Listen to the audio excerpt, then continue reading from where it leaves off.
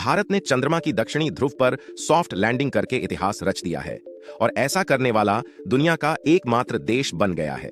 दोस्तों, चांद के दक्षिणी ध्रुव पर अब दोबारा से रात हो चुका है और हमारा विक्रम लैंडर अपने प्रज्ञान रोवर के साथ शिव शक्ति पॉइंट के पास ही खड़ा है। वहां का तापमान अब समय के साथ कम होता जा रहा है। ऐसे में अब हर एक भारतीय के मन में एक ही सवाल है कि आखिर अभी हमारा चंद्रयान 3 किस हाल में है? क्या वह फिर से जाग कर अपने कार्य को करने वाला है? दोस्तों, इस वक्त मैं चंद्रयान 3 को लेकर एक बहुत बड़ी जानकारी लेकर आया हूं, जिसे सुनकर आप हैरान हो जाओगे। आखिर क्या है वह हैरान कर देने वाली बात, जानेंगे इस वीडियो के माध्यम से, तो बने रहिए इस वीडियो के अंत तक। लेकिन उससे पहले दोस्तों, अगर आप एक सच्चे भारतीय हो और आप हमारे इसरो के वैज्ञानिकों का रिस्पेक्ट करते हो, तो इस वीडियो को लाइक करके इसरो के महान वैज्ञानिकों के सम्मान में कमेंट बॉक्स में इसरो की जय जरूर लिखना और इसी तरह की इंफॉर्मेटिव वीडियोस के लिए हमारे चैनल नॉलेज क्रेज को सब्सक्राइब जरूर करना। दोस्तों, हमारे चंद्रयान 3 के लैंडर विक्रम और रोवर प्रज्ञान को दोबारा एक्टिवेट करने की कोशिशें की गई। इन्हें एक चंद्र दिन के हिसाब से डिजाइन किया गया है। ये धरती के 14 दिनों के बराबर होता है। मिशन का मकसद इस अवधि में चांद के सतह और वहां के पर्यावरण का अध्ययन करना और डेटा को धरती पर भेजना था। वैसे तो यह लक्ष्य 100% हासिल कर लिया गया है, लेकिन भारतीय अंतरिक्ष एजेंसी इस कोशिश में जुटी थी कि अगर इन्हें दोबारा एक्टिवेट करने में सफलता मिली तो फिर इनसे काम करवाया जा सकता है। दरअसल 14 दिन की अवधि के बाद चंद्रमा पर सूरज डूब जाता है। इससे चंद्र रात की शुरुआत होती है, जो धरती के अगले 14-15 दिनों तक चलती है। इस दौरान चांद पर तापमान -200 डिग्री सेल्सियस तक गिर जाता है। यह स्थिति रोवर्स के संचालन के लिए बहुत कठिन हो जाती है, लिहाजा उनके इलेक्ट्रिकल कंपोनेंट्स की सुरक्षा के लिए इन्हें स्लीप मोड में डाल दिया जाता है। इसीलिए हमारे इसरो के वैज्ञानिकों ने 2 सितंबर के दिन इसके प्रज्ञान रोवर को और 4 सितंबर के दिन विक्रम लैंडर को गहरी नींद में सुला दिया था। इसरो के वैज्ञानिकों ने बताया था कि 22 सितंबर के दिन चंद्रयान 3 का विक्रम लैंडर और प्रज्ञान रोवर जागेगा और चांद पर अपने एक्सपेरिमेंट्स को दोबारा से स्टार्ट करेगा। इसरो के वैज्ञानिक रोवर और लैंडर की नींद तोड़ने के लिए आखिरी कोशिश में जुटे रहे, हालांकि उनसे कोई रिस्पॉन्स नहीं मिला। दोस्तों, विक्रम और प्रज्ञान के कंपोनेंट ठंडे तापमान को सहन नहीं कर पाए। आइए यहां उन कारणों के बारे में समझते हैं जिनके चलते लैंडर और रोवर को नुकसान हुआ होगा और किस वजह से विक्रम और प्रज्ञान नहीं जग पाए।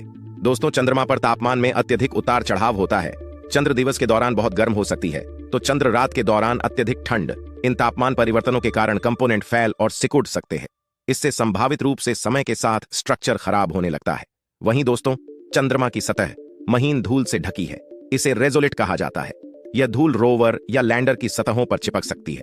इससे घर्षण या अन्य प्रकार की टूट फूट हो सकती है। इससे लैंडिंग के दौरान विजिबिलिटी भी कम हो जाती है। चांद की सतह पर लगातार माइक्रोमीटराइट की बमबारी होती है। ये छोटे कण समय के साथ रोवर या लैंडर की सतहों को नुकसान पहुंचा सकते हैं।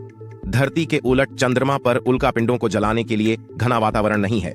साथ ही घने वातावरण की कमी के कारण चंद्रमा की सतह गंभीर रूप से सोलर रेडिएशन और ब्रह्मांडीय किरणों के संपर्क में आती है, समय के साथ जो इलेक्ट्रॉनिक कंपोनेंट्स को नुकसान पहुंचा सकती है। दोस्तों, रोवर और लैंडर बिजली के लिए सौर पैनलों पर निर्भर हैं।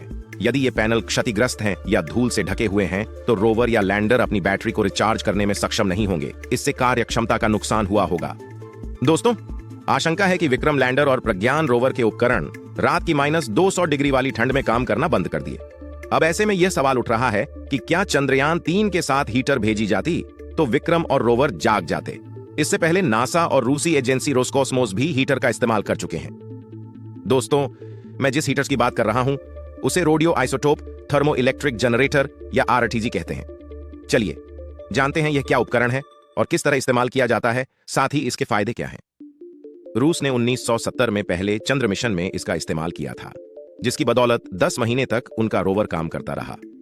रेडियो आइसोटोप हीटर यूनिट एक छोटा उपकरण होता है जिसे अंतरिक्ष यान के अंदर फिट करके मिशन में भेजा जाता है।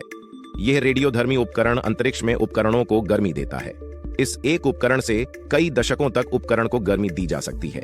इसके 1 किलो प्लूटोनियम से 80 लाख किलोवाट बिजली पैदा की जा सकती है। RTG में कोई चलायमान हिस्सा नहीं होता, इसलिए इसमें सर्विसिंग की जरूरत नहीं होती। अंतरिक्ष में किसी भी स्पेसक्राफ्ट के कोई भी हिस्सा जिस पर सीधी धूप नहीं पड़ती, वह इतना ठंडा हो जाता है कि इसके इलेक्ट्रॉनिक्स या नाजुक वैज्ञानिक उपकरणों के सिकुड़कर टूटने का खतरा हो। तब ये इलेक्ट्रिक हीटर उन्हें गर्म रखने के अन्य तरीकों की तुलना में सरल और अधिक विश्वसनीय माने जाते हैं। Radio isotope thermo electric generator यानी RTG जिसका इस्तेमाल अमेरिका की नासा और रूस की अंतरिक्ष एजेंसी कई बार कर चुकी हैं। अमेरिकी के स्पेस एजेंसी नासा ने अपने कई अंतरिक्ष मिशनों पर इनका उपयोग किया है। वहीं रूस की अंतरिक्ष एजेंसी रोसकॉस्मोस 17 नवंबर 1970 को चांद पर रोवर उतारने वाला पहला देश बना था। लूना 1 नाम के इस अंतरिक्ष यान ने 10 महीने में चांद की सतह पर 10 किलोमीटर की यात्रा तय की थी। रूस ने पोलोनियम रेडियो आइसोटोप हीटर की मदद से अपने रोवर को गर्म रखा था। उसी तरह चीन ने भी 2013 में चांगई 3 लैंडर और युतु रोवर भेजा था, उसमें भी हीटर डिवाइस लगाई थी। दोस्तों, हमारे विक्रम लैंडर और प्रज्ञान रोवर में भी अगर इसी तरह की हीटर डिवाइस लगी होती तो शायद वह भी कई महीनों और कई सालों तक चांद की चंद्रमा की सतह पर एक्सपेरिमेंट कर सकते थे। खैर, विक्रम लैंडर और प्रज्ञान रोवर चंद्रमा पर भारत के राजदूत के रूप में सदा वहां रहेंगे। वे इस बात का प्रमाण देंगे कि भारत चंद्रमा के अज्ञात हिस्से पर उतरने वाला पहला देश था। भारत का चंद्रयान 3 मिशन 100% सफल रहा है, क्योंकि इसे केवल 14 दिनों के लिए ही डिजाइन किया गया था और उसने स्लीप मोड में जाने से पहले अपने मुख्य उद्देश्यों को हासिल करने में कामयाब रहा था। दोस्तों, विक्रम और प्रज्ञान दोबारा ना जागने की वजह से दुख तो सभी को है, लेकिन हम आपको बता दें कि लैंडिंग से लेकर चांद की सतह पर एक्सपेरिमेंट्स तक इन दोनों ने अपने मिशन में 100% सफलता हासिल की है और दुनिया में भारत का नाम गर्व से ऊंचा कर दिया है।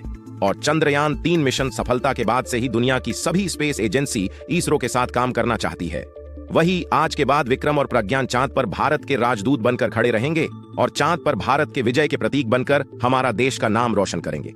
तो दोस्तों, अगर आप भी चंद्रयान 3 मिशन के लिए इसरो पर गर्व करते हैं तो इस मुश्किल की घड़ी में वैज्ञानिकों के साथ खड़े होकर कमेंट बॉक्स इसरो के सम्मान में एक अच्छा सा मैसेज जरूर लिखें। अगर आपको यह वीडियो अच्छा लगा हो तो जल्दी से इसे लाइक और शेयर कर दीजिए।